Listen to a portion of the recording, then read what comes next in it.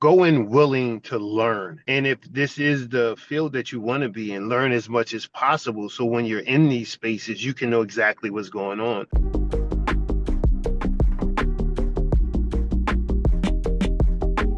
Devon, thank you for joining me for our Thought Leader Spotlight series. I'm your host over here, head of partnerships, Matt Camp and DealMachine. So, our goal on these is to really shine an industry spotlight on experts like yourself. Hear your inspiring stories and really see how you see the real estate world evolving. So, today, really excited to welcome on Devon Walls. I know Devon, you're a videographer, photographer, multidisciplinary artist and now also a real estate investor and community developer. You're on a mission to really revitalize the downtown of Chester, Pennsylvania, using creativity, culture, and strategic investment. And you've really gone out there to prove that real estate is more than profits. It's a tool to really rebuild communities. So, welcome on, Devon. Excited to have you on, man. Man, I'm very excited to be here, man. I'm glad that I get this opportunity to talk to your audience about the work that we're doing here in Chester, PA, and in different communities around the United States and even some in Africa as well. Love it. Yeah. Yeah. It's something. I mean, I know I met you at the Burn Vest Academy event, and you were so humble there, just saying, "Hey, I'm just here to learn. I'm here to meet people." And just the more I got to know you, I was just blown away. So I'm excited to have you on. Can you maybe start there about like your background, how you got into this, and your mission here? Well, my background as an artist started in my household. I was born into an arts family. My mother, my aunts, my uncle, they were painters, sculptors, singers. My theater in our living room was a theater before we had a public theater here in our community. My mom used to host events where the neighborhood kids would come to the neighborhood. She was the queen of the block parties and the organizing of the neighborhood. So it was kind of natural to me to do those things, but we noticed when we were growing up that we were doing those things in spaces where we didn't have ownership. And that was what my uncles were teaching and they were trying to implement before their passing. My uncles would travel back and forth from here in Chester to our community in Ghana, West Africa. And they wanted to create this cross-cultural pollination from the States into Africa that they never got done. So when I came of age, I thought that was my mission and it was something that I wanted to get done. Yeah, I love that. So, I know you're kind of on that mission now, really focused on rebuilding neighborhoods and really just creating spaces where kind of art, business, and community can all thrive together. Can you tell us Yes. more about how you're thinking about that, your strategy there? Like, I was just, I only heard you talk about it a little bit on the trip, and I was super inspired by how you're approaching it. So, um, Well, in African American neighborhoods, these are some of the first neighborhoods that get gentrified in communities. When you look at spaces, the word gentrification comes from people coming in and taking over neighborhoods, and that's a loose definition. And in this space, in the 1980s, this community was like 90 something percent African Americans. And our downtown and the surrounding business district has never had African American ownership in the district. So before it was owned by a lot of Korean business owners, some Polish business owners, and they passed it off to a 100% Korean business association. So our entire downtown and 5 blocks around it was owned by Korean families from the 80s up until the mid 2000s. I say 2016.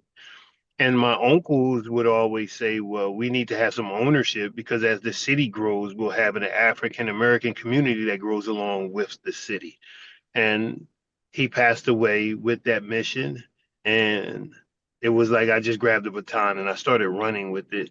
I had meetings with the Korean business owners who had the properties for like 40 something years. They weren't doing too much with them. The buildings were uh had leaking roofs and they were starting to fall apart. So I saw it as the perfect opportunity to step in and implement some ownership. It took me a few years in conversations with them before they passed on the first property, and it went from one property to 160 something properties and lots. And now our downtown, for the first time in the history of this city, is almost 100% African American owned from people in this community. yeah. So it was a huge undertaking, and just talking about it, it makes it seem like it was an easy task, but I don't want anybody out there to think that it was that. And one of the things that I learned going in was we had a lot of differences in communication between us and the Korean business owners, But the one thing that the Korean business owners knew and they loved about my mission was the family part of it. Mhm. I used to walk in the stores and they would be sitting in circles eating food out the same dishes and just having communion together. And I was like, oh, that's almost similar to what we do in our houses. You know what I mean? So we end up having more in common than we didn't. And those conversations kind of grew into what we now have as the ownership of our Overtown now. Yeah. Wow. I mean, well, I love that you're able to find kind of like that connection with people and find that win-win and carry on your family's legacy there, but and your community's legacy. But one thing I really found fascinating too, talking to you, is your background as an artist and Yeah. using art as kind of an economic driver, almost like a way to revitalize that community. Can you talk about that a little bit and your thought on how to use art in Yes. in all Oh, communities? for sure. For sure. So art and artists are the people and the things that make communities that are a little rough seem safe. You know, when you think about redevelopment in most communities, you'll see a district turn into an arts district. They'll start having art studios and pop up coffee shops and pop up fashion shows, pop up art exhibits. I'm talking about even when the buildings don't even have roofs sometimes. The artists come in and they make those spaces seem cool and they open up and give this energy into those communities that it's safe to be here and it's a beautiful space in progress right now. So we utilize art because it was something that I was already used to. People say when you come in for development or with development, the first thing you want to do is look at the structure, call your structural engineer and get your blueprints and all those things. In communities like this, that's kind of backwards to the way we operate. We come in, we start hosting these community gatherings, these art shows, these exhibits, which don't cost any money, but then it brings the attention to the community, and then funding actually follows behind that. The one thing that I've noticed with art and with the exhibits and the things that we've been doing, after we started doing it full time, the funders start coming out the woodworks, whether it was government funding, local funding, private funding, philanthropist funding. We started getting all types of fundings helping us with those workshops and things that we were doing in the communities, which also opened up doors to purchase more real estate to have that ownership as it was growing in our communities. So the average developer says, okay, I'm going to identify this property and I'm going to go to the bank to get the money. We identified properties, done events in them, swept them up a little bit, made them clean, and then people started pouring into the idea of an arts district here in our community. Wow. Yeah, I mean, I love that idea, like you said, showcasing the community, bringing people together, showing that, and when you show that energy and that positivity, I mean, I think it makes sense that it would naturally bring people to want to continue that and invest in it and see it as a potential, right? Right. And I know you've done like coffee shops, art studios, theater, living space, like all kinds of different properties at this point. Um, Yes. can you kind of talk through how do you think about analyzing those deals? How do you think about negotiating a win-win for those deals? Like I'd love to hear how you're going through that process because it's something that we definitely have a lot of people watching that maybe Right. they've done a single family property or trying to, Mhm. but these other ones might be a little more intimidating, right? um, Right. So one of the ways that we went forward with the acquisition of the property was kind of unorthodox. And I say unorthodox because people usually don't look at it from the viewpoint that we looked at it.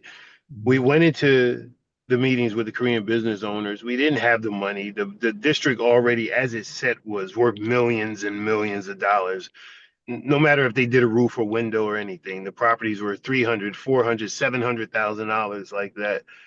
And once we started having the conversations with the Korean business owners, we met their families and we got deeper into the conversation. We were kind of putting together a blueprint to take that to the banks and acquire some money to purchase.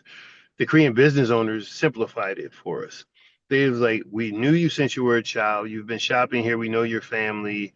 How about we become the bank for you? We'll hold the notes on the properties for you guys, and you just pay us monthly, like it was what we call here a rent to own. Other people call it it's another name for it as well, but they held the notes for us so we can make payments, and we started knocking down the properties one at a time, ownership all the way up and down the block.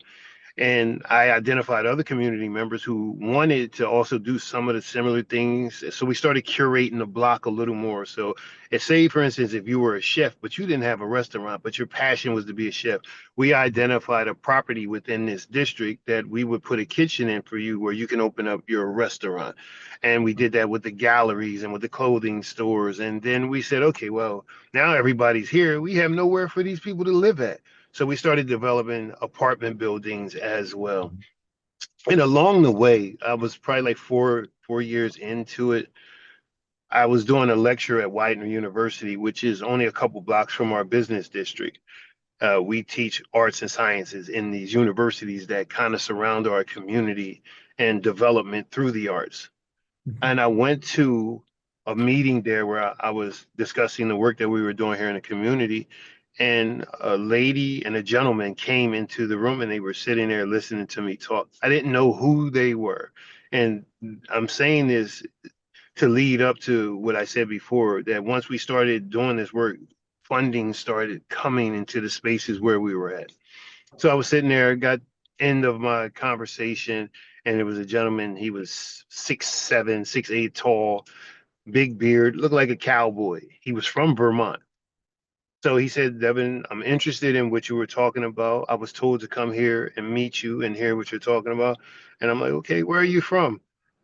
So this gentleman was from Vermont, and his name was Chuck Lacey. Chuck Lacey was the founder of a nonprofit called the Bard Rock Fund. The Bard Rock Fund was started by Chuck Lacey, Judy Wicks, and Ben Cohen. I knew none of these people at that point in time, but by the end of the conversation, I got to learn that Chuck Lacey was one of the founders of Ben and Jerry's Ice Cream. Ben Cohen is Ben from Ben and Jerry's Ice Cream. So these guys flew in to listen to little old me talk about the development that we're doing in our community and other communities. And they became part of our funding for our development in our downtown community.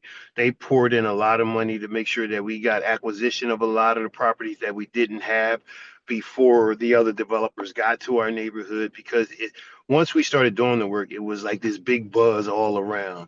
They eventually built a hotel on the corner from our neighborhood, which is a Candlewood Suite. They then built a Harris Casino here. They built a Philadelphia Union Soccer Stadium, and all of this is within a couple blocks. We can walk to all of these things. Wow. And one of the great things is the mayor here had us meet with all of these different developers before they came to the community, just so they can know who we were. So when I say unorthodox, it was kind of unorthodox. The art turned into the bank for us. If I can, Mhm. that's how I feel about it. Yeah, that's incredible, man. I mean, even with that as well, I know, yeah, you're like, kind of going through and acquiring each individual property and, bring life to the entire community in that way, or just being a great kind of fabric connecting everybody.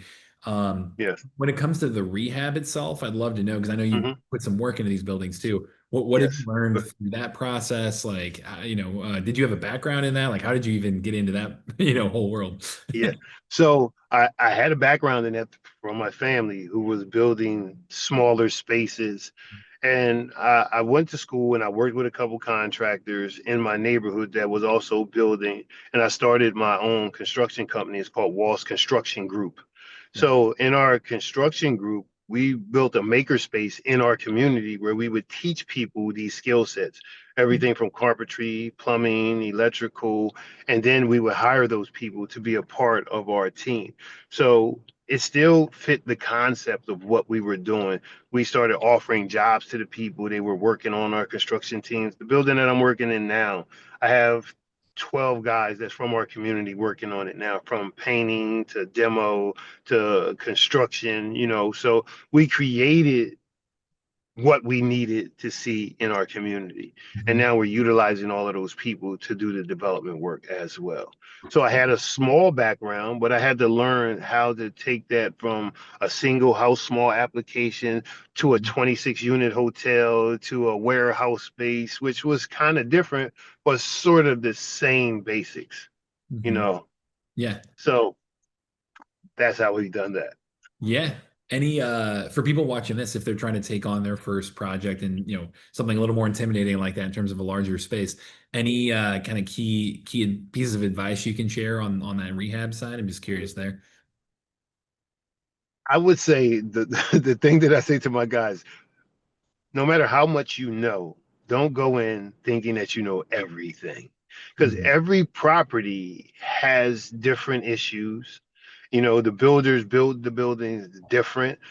When we go in here, the framing is supposed to be 16 on center, but a lot of these buildings that we're buying now were from the 1800s, and they're not 16 on center. The joists aren't positioned in the same way that they were. The plumbing was different. We're dealing Yeah. with cast iron and all of these old things. So go in willing to learn.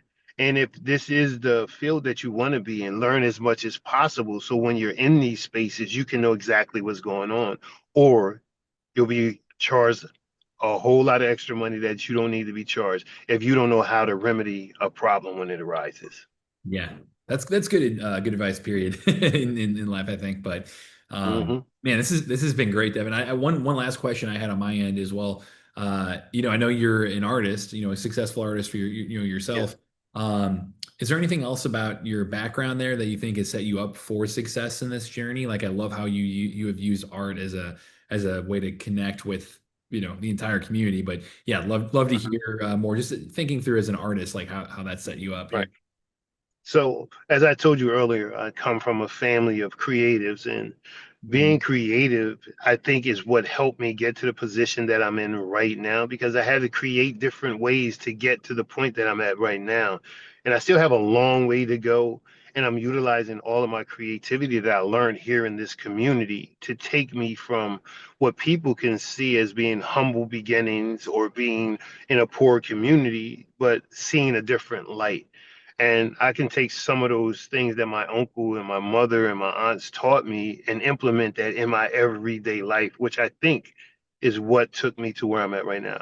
I have no college background. I barely liked school when I was in it. And now I am the teacher here in my community and teaching in these different universities, which kind of blows my mind. So I would say to anybody, learn as much as possible and take those skill sets that you learn and just transfer them to your next step on your next journey. And that's what's worked for me. Now I'm in rooms meeting with people that I never thought I would be in. And as I told you, the Ben and Jerry's connection took me on to meet a young lady named Judy Wicks, who's the founder of Urban Outfitters and all of these different spaces. And these people love the work that we're doing in our communities. So if you're true to your community, you really want to see it built, there are people who will assist you in that build. If your passion is there, they see the drive in you and you stay true to who and what you are. Yeah. Well, I can see the passion and drive myself, man. So sincerely appreciate you coming on, like inspiring our audience. How can people, if they want to get involved with you, what you're up to, be helpful, be a resource with you, like how can people from our Mhm. audience connect with you? So I have a website. It's iamdevonwalls.com. I'm Mhm. on Instagram, Facebook, TikTok, all of the social. You can search my name, Devon Walls, and you can find me. And I would love to connect with you and your audience. Amazing. Perfect. So we'll link to that in the description for this video. We're going to be sharing this out all over the place. So, Devin, really appreciate it, man. Thank you for coming on. Love what your mission's all about, what you're doing there, and truly, it gets me fired up. So, I appreciate you, and I can't wait to dig in to see what the Deal Machine has going on. We were talking about it on my call earlier with my BIA members, and I yep, told them I have a call coming up with you. So there we thank go. you. I appreciate it. I'm here to help. So, we'll thank you so much for your time on here. We'll keep you updated on when this is posted. Devin, really enjoyed the conversation, man. All right. Thank you, man. I appreciate you. Yep. To everyone watching, Matt Camp over here with Deal Machine and happy deal finding.